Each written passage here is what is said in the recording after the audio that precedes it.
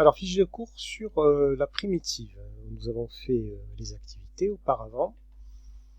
Donc ici, vous avez la définition et je vais rappeler d'où sort cette primitive en allant à la page 2.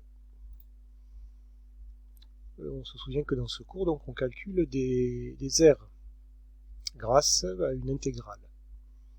Une aire délimitée par une fonction, petit f, dont vous avez la formule ici, et puis par deux droites verticales, et donc on doit calculer l'aire qui est ici.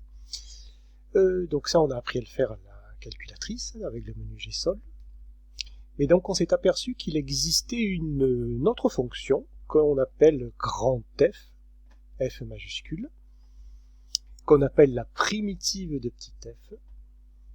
Et ce grand f, il a la propriété que si on calcule f de 2, le 2 c'est ce nombre-là, moins f de 0,5, c'est ce nombre-là, et bien en fait on va trouver l'aire de cette surface. Donc il y a une autre technique que la calculatrice ou que la lecture graphique, le compte des petits carreaux pour trouver l'aire, c'est d'utiliser cette fonction qui est la primitive. Donc il existe une autre fonction qu'on appelle grand f qui permet de calculer cette aire. Et quelle est la relation entre grand f, la primitive, et petit f, la fonction? Eh bien c'est que si on dérive grand f, on trouve la formule de petit f. C'est ça qui vous est dit ici, grand f de x, petit f de x. Grand f est une primitive de f, ça veut dire que petit f est la dérivée de grand f. Et donc petit f de x est égal à f' de x. Donc ça, c'est d'où sort cette notion de primitive. C'est un outil qui permet de calculer les aires, délimitées par la courbe de petit f. On va vous demander, dans les sujets d'examen, de démontrer que la fonction grand f est une primitive de la fonction petit f. Pour faire ça, il suffit de démontrer que si on dérive grand f, on obtient petit f. On va faire ça avec un exemple. Donc ici, vous avez la fonction grand f, et là, la formule de la fonction petit f. Et on vous demande de montrer que la fonction grand f est une primitive de la fonction petit f. Donc la procédure est toujours la même. On commence, on écrit « je dérive la fonction grand f ». Donc de la fonction grand f, ici, j'ai surligné en vert les trois fonctions de référence. Par conséquent, f', grand f' de x, j'ai remplacé ici chaque fonction de référence par sa dérivée. Et dernière étape, je simplifie. 4 fois 0,25, ça fait 1, donc je n'écris pas le 1 devant le x au cube. Moins 2 fois 3, ça fait moins 6, et 2 fois 4,5, ça fait 9. On a obtenu la dérivée de grand f'. Je regarde cette formule-là, je constate que c'est la même que celle-là. Donc je le dis, je constate que grand f' de x est égal à petit f de x. Par conséquent, j'ai démontré que grand f était une primitive de petit f. Donc la méthode, pour démontrer qu'une fonction est la primitive d'une autre, il faut dériver la fonction grand f et montrer qu'on retrouve la formule de la fonction petit f. Et donc c'est très important de détailler son calcul. Ce qui est important dans cette question, c'est la rédaction et cette ligne de calcul.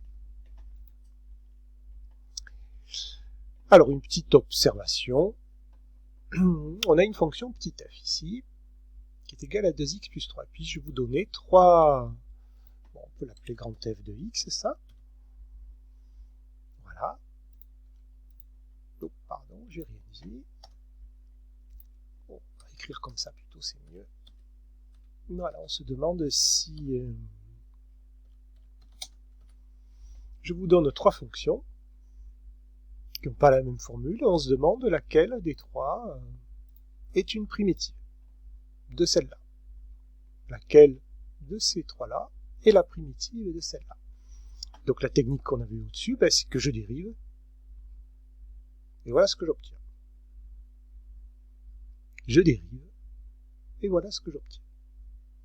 Je dérive, et voilà ce que j'obtiens. À chaque fois, j'ai retrouvé la fonction de petit f, la formule de petit f.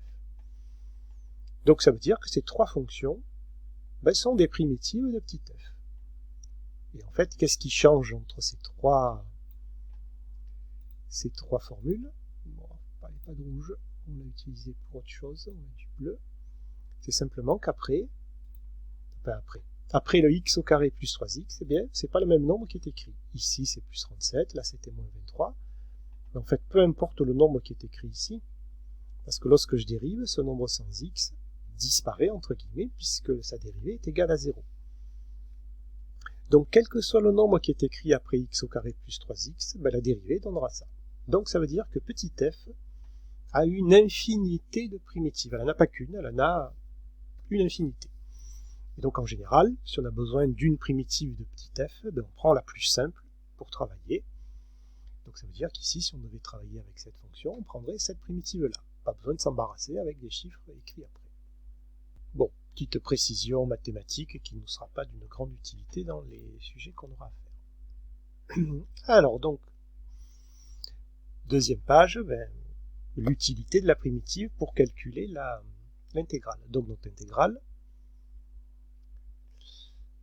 intégrale de AB de f de x et x, ben, c'est égal à f de b moins f de a.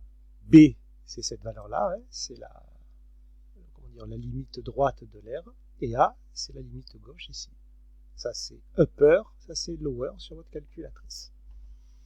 Et donc cette intégrale de 0,5 à 2 est égale à f de 2 moins f de 0,5.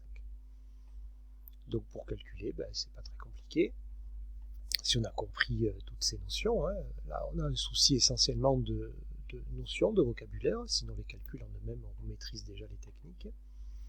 L'énoncé vous donnera toujours une primitive de petit f, donc voilà, on a la formule de grand F. Mais pour calculer f de a et f de b, ici c'est f de 0,5 et f de 2, on va dans le menu table, et donc on saisit bien la formule de la primitive, la formule de grand F, tac tac tac, voilà. Et ensuite on fait la soustraction, grand F de 2 moins grand F de 0,5, ça fait 8 moins 0,5, ça fait 7,5. Et donc on a l'air de cette surface, 7,5. On va faire les choses bien, unité d'air. Et puis eh ben, on vérifie qu'on ne s'est pas trompé, hein, en utilisant le menu gsolve de la calculatrice, c'est la petite fonction qui permet de calculer les intégrales. Sauf que là, bien sûr, sur la calculatrice, c'est ça qu'on va obtenir. Par conséquent, c'est cette formule-là qu'on va rentrer dans le menu graphe. Pas celle-là, hein, celle-là, la formule de petit f, puisque mon R est délimité par petit f. C'est celle-là que je rentre dans mon menu graphe. Et hop, j'obtiens mon R, je vérifie, 7,5, 7,5, tout se passe bien. Fin de la vidéo.